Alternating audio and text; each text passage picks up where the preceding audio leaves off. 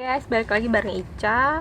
Jadi sekarang aku bakalan nerusin yang kemarin soal pembahasan basic MRI yang part 2. Jadi sekarang ini bakalan masuk ke basic MRI part yang ketiga.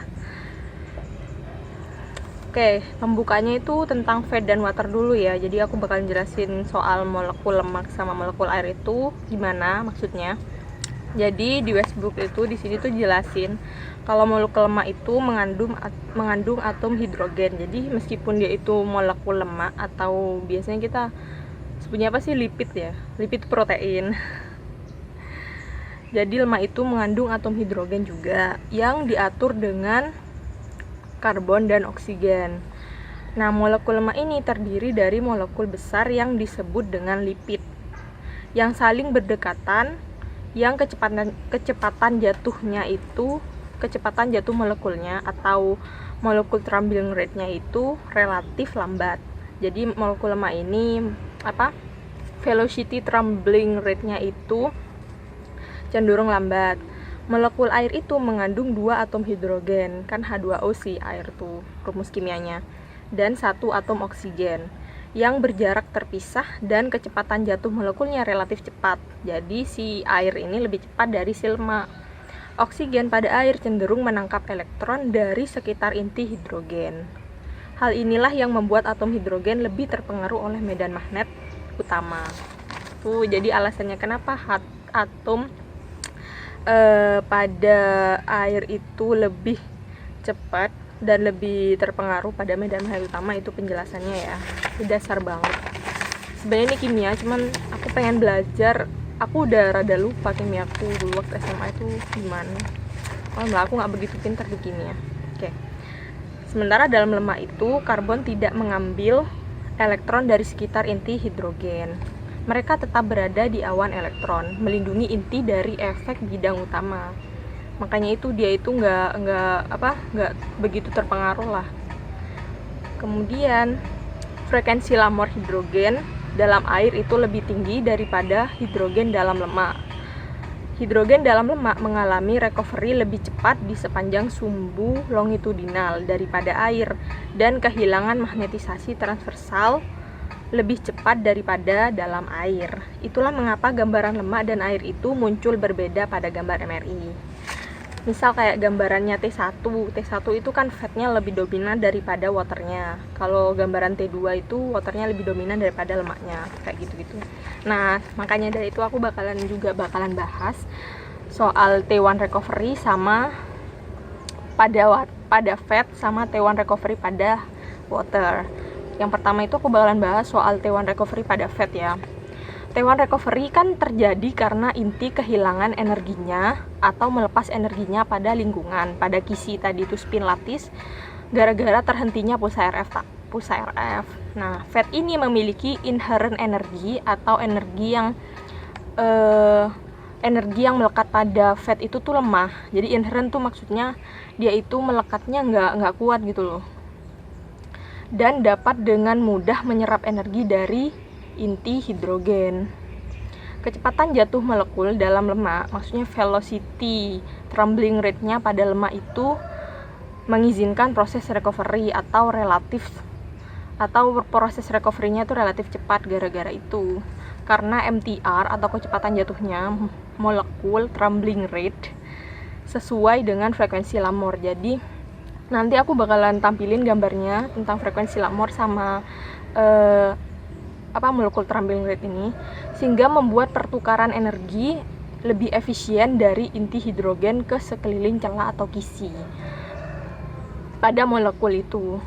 Berarti momen magnetik dari inti lemak itu atau fatnya itu dapat relaksasi dan mendapatkan kembali magnetisasi longitudinalnya secara cepat.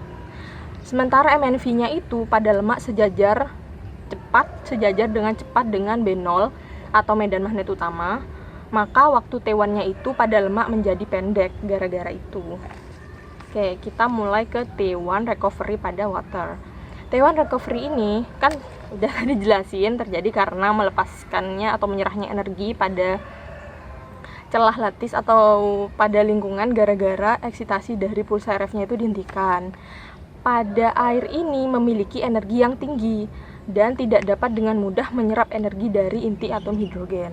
Pada air, pergerakan molekulnya itu tinggi, jadi molekul tumbling rate-nya itu tinggi, menghasilkan efisiensi yang rendah pada saat T1 recovery.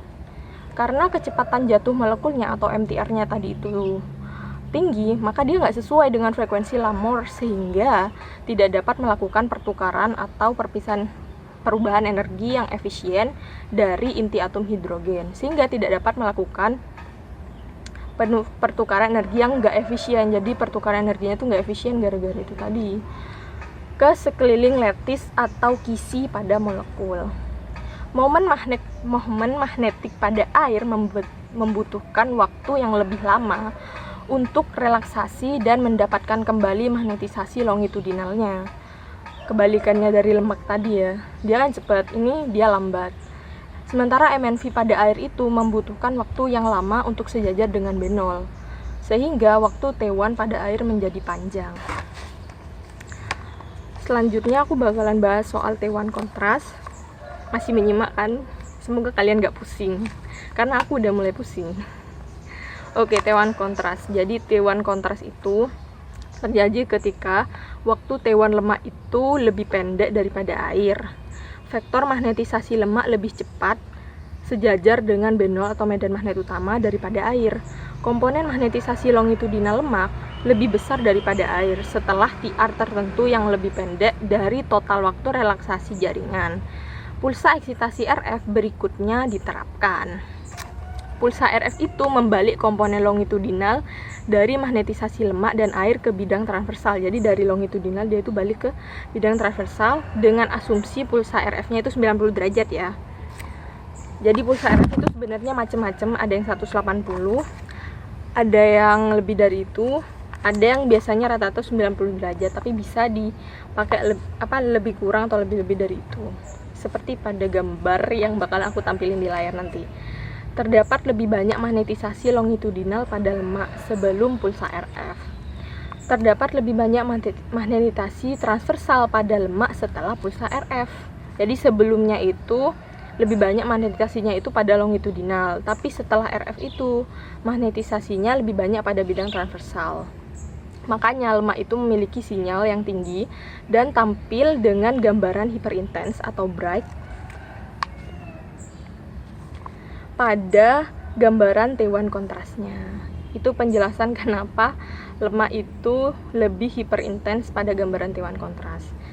Nah, karena terdapat sedikit magnetisasi longitudinal pada air sebelum pulsa RF, maka terdapat sedikit magnetisasi transversal pada air setelah pulsa RF.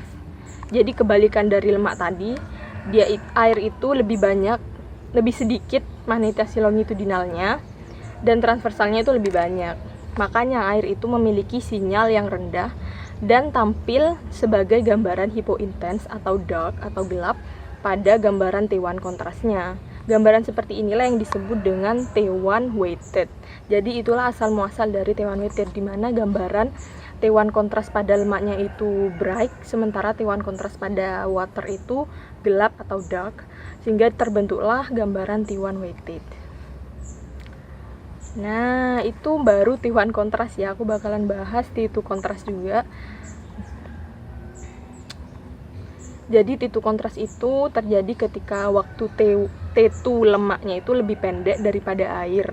Maka komponen magnetisasi transversal pada lemak meluruh atau terjadi decay yang lebih cepat. Besarnya magnetisasi transversal pada air itu besar. Air memiliki sinyal yang besar dan tampil hiperintens pada gambar T2 kontras. Jadi kebalikan dari T1 kontras, di sini gambaran waternya itu lebih cerah atau bright atau hiperintens daripada gambaran lemaknya. Sementara besarnya magnetisasi transversal pada lemak itu kecil, makanya lemak itu memiliki sinyal yang lemah dan tampil sebagai gambaran hipointens atau dia itu dark atau gelap pada gambaran T2 kontrasnya. Gambaran seperti inilah yang disebut dengan T2 weighted. Kebalikan dari T1 ya berarti T2 itu. Diingat-ingat dan kalau perlu dicatat, biar kalian nanti kalau ditanya sama Pak Muhai ngerti. Oke, selanjutnya aku bakalan bahas tentang proton density kontras. Kan tadi aku sudah bahas soal T1 kontras sama T2 kontras. Sekarang bakalan bahas tentang proton density. atau densitas atau kepadatan kontras dari densitas. Gimana sih jelasinnya? Proton density kontras aja ya, lebih gampang. Oke, jadi proton density kontras itu mengacu pada perbedaan intensitas sinyal antara jaringan yang merupakan konsekuensi dari jumlah relatif pada pergerakan proton hidrogen per unit volume. Untuk menghasilkan kontras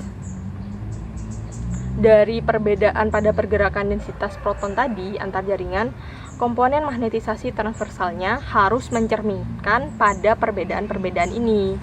Buat menghasilkan proton density itu harus mencerminkan perbedaan-perbedaan tadi itu.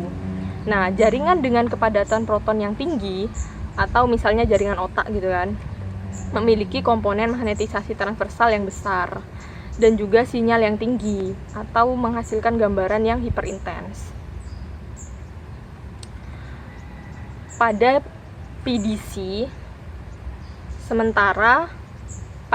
maksudnya proton density contrast, sementara jaringan dengan densitas proton yang rendah, misalnya kayak pada tulang atau kortikal, dia kan kepadatannya itu kayak seragam gitu kan. Sementara kalau otak kan ada CSF itu cerebrospinal fluid, terus ada brain tissue. Jadi kan dia kepadatan dan densitas protonnya itu kan berbeda-beda. Jadi kayak ada air, ada lemak, ada soft tissue, ada nerve dan segala macamnya gitu kan, beda-beda. Makanya dia itu proton density-nya itu ketara banget. Jadi ada kayak gambaran perbedaannya itu kelihatan banget. Sementara kalau pada tulang kan dia itu kayak homogen kan. Tulang itu kan kepadatannya kayak seragam gitu kan. Makanya dia itu rada susah. Densitas protonnya itu rendah. Nah, pada tulang ini memiliki komponen magnetisasi transversal yang kecil dan sinyal yang rendah, sehingga menghasilkan gambaran hipointens pada PDC-nya. PDC selalu ada dan tergantung kepada pasien dan area yang diperiksa. Jadi PDC itu selalu ada sebenarnya, bukannya nggak ada. Pada setiap organ pada tubuh kita itu ada, cuman dia itu tergantung pada area yang bakal diperiksa itu, densitas dari proton area yang akan diperiksa itu. Nah, PDC ini adalah basic MRI kontras dan disebut dengan proton density weighting. Dari situlah istilah proton density weighting itu berasal. Jadi bener-bener kayak basic MRI banget. Semoga kalian itu bisa paham dari penjelasan aku. Kalau nggak paham, kalian bisa baca sendiri dari bukunya Westbrook, karena aku rada kesulitan juga buat translate-nya. Nggak kesulitan banget sih, cuman memang bahasanya memang kalian harus memahami sendiri sebagai anak-anak radiologi, karena ada istilah-istilah yang sebaiknya kalian nggak perlu untuk translate. Jadi kayak misal proton density kontras, kalian nggak perlu transitnya kayak kepadatan kontras pada proton tuh kayaknya kurang gimana gitu kan. Kita juga udah biasa pakai PPT bahasa Inggris, jadi mending tetap dipertahankan dengan bahasa Inggrisnya daripada kalian translate ke bahasa Indonesianya, karena makin nggak paham sih sebenarnya kalau aku sendiri. Oke, gitulah presentasi dari Ica soal basic MRI yang selanjutnya ini. Nanti Ica bakalan bahas tentang sekuen-sekuen yang biasanya dipakai di MRI. Mungkin Ica bakalan bahas soal sekuen basicnya dulu, baru kita ke modification sequence, misal kayak flare, steer yang dia modifikasi dari inversion recovery atau ER. Kemudian juga mungkin kita masuk ke parallel imaging atau yang lain-lainnya yang aku rasa itu susah, misal kayak time to flight atau yang lain-lainnya, atau spektroskopi dan diffusion, perfusion, yang lainnya. Insya Allah kalau aku ada waktu dan aku paham dengan materinya, aku bakalan share di YouTubeku, dan supaya kalian bisa membantu juga ke kaliannya. Makasih udah nonton videoku.